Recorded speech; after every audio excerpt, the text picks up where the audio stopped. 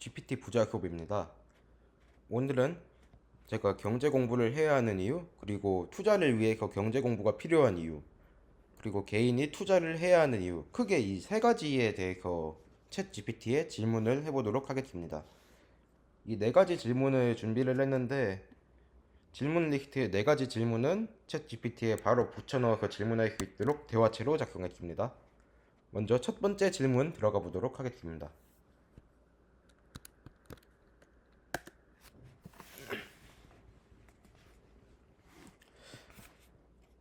뭔가 좀 자세하게 나오는 것 같죠? 제가 찍었던 이제 첫 영상을 보고 오신 분들이라면은 이제 뭔가 좀 다르다는 게 느껴지실 거예요. 이 질문을 휴대폰에서도 해봤는데 휴대폰으로 할 때보다 컴퓨터로 할 때 조금 더 자세하게 나오네요. 저도 이걸 찍으면서 처음 느낀 거예요. 우선 경제 공부를 해야 하는 이유에 대해서 답변이 나왔는데 뭔가 되게 한 가지 분야에 관해서 자세하게 설명이 된 게 아니라 좀 광범위하게 나왔네요. 우선은 제가 이걸 메모에다가 붙여 놓도록 하겠습니다. 메모를 하는 것도 어떻게 보면 좋은 거죠. 다시 들어가지도 않아도 되고 바로 확인을 할 수 있으니까 언제든지 확인하면서 작업을 할 수가 있어요. 일단 붙여 넣었으니까 다음 질문으로 들어가도록 하겠습니다. 아까 이렇게 질문했던 거를 본다면은 뭐 기업 경영, 뭐 기업가의 입장이죠, 이거는. 그리고 정치인의 입장과 관련된 것도 있고, 투표와 관련된 것도 있고, 그리고 뭐 사회 문화 쪽에 관련된 것도 있잖아요. 그러면 이제 정작 저희 같은 개인이 경제를 공부해야 하는 이유가 뭔가? 이것에 관해서 이제 질문을 해보도록 하겠습니다. 개인이 경제를 공부해야 하는 이유. 질문해 볼게요.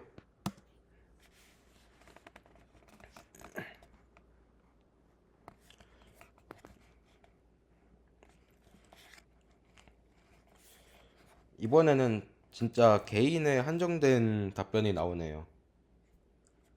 재무관리, 투자결정, 직업선택 등등 이제 개인의 생활이나 진로와 관련해서 이제 이유가 나오는데 이건 일단 메모에 붙여넣었다가 이제 다시 한번 확인하면서 읽어보도록 할게요.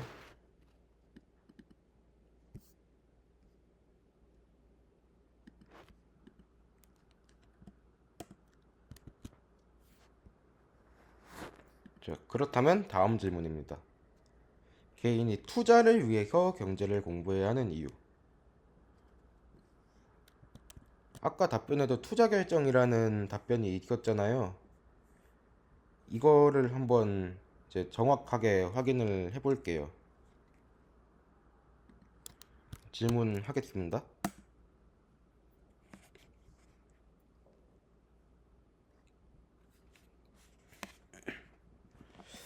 투자의 이해와 시장 이해, 위험 관리, 그리고 전략적인 투자 등등 이제 경제를 공부해야 하는 게 투자를 위해서도 상당히 이유가 많네요. 그리고 사기 방지, 사기와 관련된 것도 있다는 게 저거 약간 놀라워요. 우선은 이것도 메모장에 바로 붙여넣겠습니다. 자, 이제 메모장에 붙여넣었고 마지막 질문을 한번 해볼게요. 이제 그러면 개인이 투자를 해야 하는 이유가 무엇인가? 이걸 질문해 보도록 하겠습니다.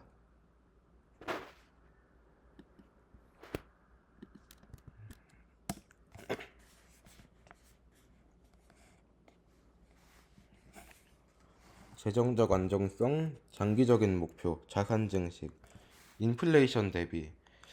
인플레이션이라는 게 물가가 계속적으로 오르는 현상인데 이것에 대비하기 위해서 투자가 꼭 필요하다.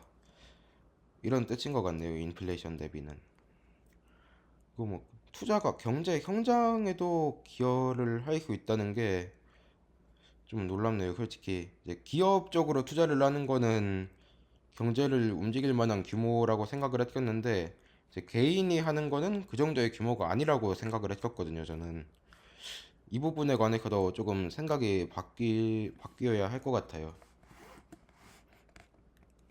그렇다면 일단 메모장으로 다시 붙여 놓을게요. 자, 그러면은 일단 네 가지 질문을 한 것을 메모장에다가 다 붙여 넣었습니다.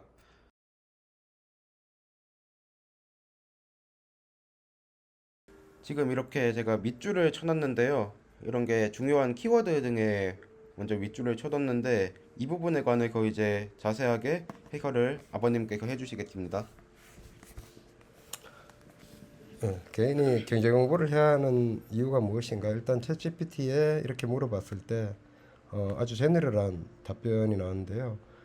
개인적인 삶부터 국가의 번영에 영향을 미친다. 당연히 이제 경제는 우리가 이제 자본주의 사회를 살면서 경제는 국가의 어떤 정책이나 이런 부분까지 영향을 미치는 중요한 요소가 맞습니다.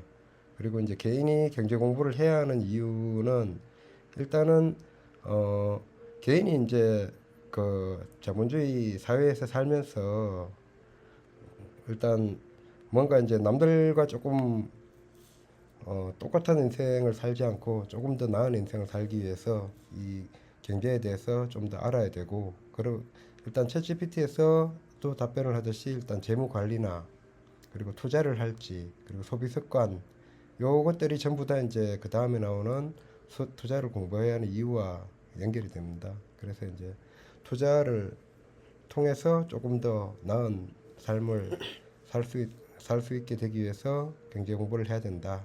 이렇게 얘기할 수 있겠습니다. 자, 그렇다면은 이제 본격적으로 이제 투자를 위해서 준비해야 하는 이유에 대해서 들어가 보겠습니다. 일단 첫 번째가 효율적인 투자 결정이라는 게 나오는데요. 일단 시장의 동향과 원리를 이해해야 된다. 그렇게 나오는데, 일단은 경제 공부를 하면서 일단 이 자본주의 자본주의 경제가 돌아가는, 이 시장이 돌아가는 원리를 이해하지 못하고 투자를 하게 되면은 단순히 이제 어떤 뭐 가격만 보고 일단 단면만 보고 그 투자를 한다거나 해서 굉장히 이제 경제적인 손실을 입을 수도 있고, 뭐 주위에서도 사실 흔하게 볼 수 있는 사례들이 많은데 손실을 입을 수도 있고, 이 원리를 이해하지 못하면은 그러면은 이게 이제 어떻게 해서 뭐 돈을 좀 더 이제 더 많이 벌어서 투자를 통해서 벌어서 더 나은 경제 생활을 할지, 그런 거에 대한 어떤 확신이나 방향성을 잡지 못하게 되는 그런 문제가 있을 수가 있습니다. 두 번째는 위험 관리인데, 당연히 이제 손실을 보거나 이렇게 하지 않기 위해서 그 이 경제에 대해서 좀 이해를 하고, 그리고 이제 이것들이 이제 어떤 사이클을 타면서 시장이 이제 안 좋아지거나 뭐 금융위기나 이런 것들이 오더라도 그런 것들을 이해하고 있어야지 그 발생하는 위험에 대해서 좀 더 미리 이제 사전에 이 정도의 위험이 발생하는구나 이런 것도 알 수가 있고, 그리고 그 실제로 그런 상황이 닥쳤을 때도 좀 더 능숙하게 대처를 할 수 있게 그렇게 됩니다.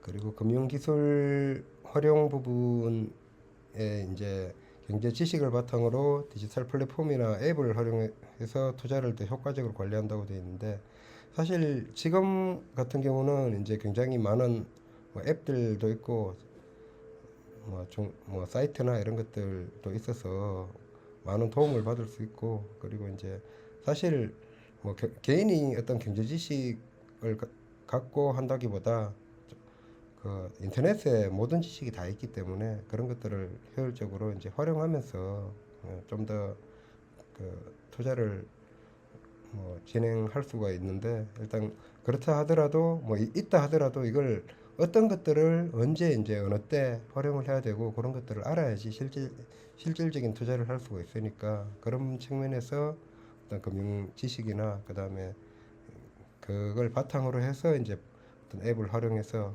이제 조금 더 효과적으로 투자를 할 수 있다, 그렇게 말씀드릴 수 있을 것 같습니다. 이것 외에 혹시 이제 좀 중요하게 보이시는 것들이 있으신가요? 일단은 개인이 이 제목으로 돌아가면은 개인이 투자를 위해서 경제 공부를 해야 하는 이유라고 되어 있는데 개인이 투자를 위해서 경제 공부를 해야 되는 거는 일단은 큰 틀에서 봤을 때 그 투자를 일단 왜 해야 되는가 그런 부분에 대한 질문을 먼저 던질 수 있습니다. 일단 투자를 하지 않고 이제 일반적으로 뭐 자기가 이제 개인 사업을 한다거나 그런 경우를 제외하고 뭐 월급을 받아서 생활하는 직장인 같은 경우에는 투자를 하지 않고는 일단 뭐 인플레이션이나 이런 것들 때문에 어떤 돈이 이제 그 증가하는 속도에 효율적으로 대응을 하지 못하기 때문에 투자는 필수다. 그렇게 지금 말씀드릴 수가 있을 것 같습니다. 그렇다면 이제 개인이 투자를 해야 하는 이유에 대해서 챗GPT에 물어봤는데요. 이쯤에서 이제 중요하게 보이시는 게 어떤 건가요? 일단 퇴직 시점에 재무적으로 안정된 삶을 영위하기 위해서 투자를 해야 된다고 되어 있는데 이 퇴직 시점이라는 게 그 뭐 개인마다 약간씩 차이는 있는데 일반적으로 이제 우리나라 같은 경우는 뭐 40대 후반부터 50대 뭐 초중반까지 이제 주로 이제 첫 번째 직장 가장 이제 대학을 졸업하고 혹은 사회에 이제 초년생으로 나와서 이제 자본 직장을 처음 퇴직을 하는 시점이 이제 40대 후반이나 50대 중반인데 이 시점 자체가 사실상 그 인생에 있어서 그러니까 지금 요즘은 이제 100세 시대라고 하는데 한 절반 정도밖에 안 되는 그런 시점입니다. 그래서 이 퇴직 시점에 뭐 재무적으로 이제 안정된 삶이 되지 못하게 되면은 그러면은 이제 그 남은 이제 나머지 50년이 굉장히 이제 힘들어지는 그런 상황이 올 수가 있고요. 그리고 이제 물가 상승 대비라고 하고 이제 인플레이션이라는 용어에 이제 빨간색으로 표현을 해놨는데 이 인플레이션이라는 게 그 지속적으로 이제 어떤 물가가 상승하는 그런 현상을 말하는 건데 물가가 이제 자연히 상승하는 것은 아니고 이게 이제 그 자본주의가 사실상 돌아가는 원리라고 보시면 될 것 같습니다. 인플레이션은 일어날 수밖에 없고 이로 인해서 물가가 상승하는 것도 필연적이다. 이거는 이제 그 가장 많이 얘기하는 게뭐 10년 전, 20년 전에 짜장면 값이 얼마였는데 지금은 얼마다 이런 식으로 이제 단편적으로 얘기를 하는데 짜장면 값만 오르는 게 아니라 거기에 맞춰서 이제 모든 그 물건의 이제 가격이 이제 올라가고 있고 일단 다른 말로 하면은 물건의 가격이 올라간다는 게 이제 그 실질적으로 돈의 가치가 떨어진다. 예. 그 돈의 가치가 떨어지는 이유는 총 통화량 그러니까 그 세상에 존재하는 모든 돈의 양 자체가 꾸준히 조금씩 이제 더 증가하기 때문에 그것 때문에 이제 그 한정적인 재화인 어떤 뭐 물건이나 그리고 이제 자산이나 이런 것들은 꾸준히 이제 가격이 올라가는 그런 현상이 발생하는 거고 그것을 인플레이션이라고 한다. 그리고 이제 이 자본주의에서 가장 핵심이 이제 인플레이션입니다. 이 인플레이션을 정확하게 이해를 해야지 그 효율적인 투자를 할 수가 있고 안정적인 투자를 할 수가 있다. 그렇게 말씀드릴 수 있을 것 같습니다. 그리고 재정적 다양성을 확보할 수 있다고 되어 있는데 일단은 그 재정적 다양성이라는 것이 그 일반 직장인의 경우에 이제 회사에서 월급을 받게 되는데 이 월급만 갖고 안정적인 어떤 노후를 만들 수 있냐 하면은 사실은 좀 어렵지 않나 그렇게 지금 보는 시각도 많고 꾸준히 잘 모은다면 할 수 있겠지만 그래도 이제 너무 오래 걸리는 단점이 있습니다. 그래서 투자를 통해서 월급 외에 또 이제 다른 수익을 좀 더 확보를 해서 이 다양성을 늘려서 경제적 자유에 이제 조금 더 빠르게 다가갈 수 있는 그런 삶을 살 수 있다. 그렇게 볼 수 있겠습니다. 좋은 말씀 잘 들었습니다. 이제 지금까지 조사한 결과를 바탕으로 더 깊게 한번 탐구를 해보았는데요. 다음 영상에서는 이제 제가 이 조사 결과에서 이제 궁금하다고 생각되는 점들을 이제 개인적으로 리스트를 만들어 놨어요. 질문 리스트. 다음 영상에서 이 질문에 관한 Q&A를 한번 해보도록 하겠습니다. 지금까지 시청해 주셔서 감사합니다.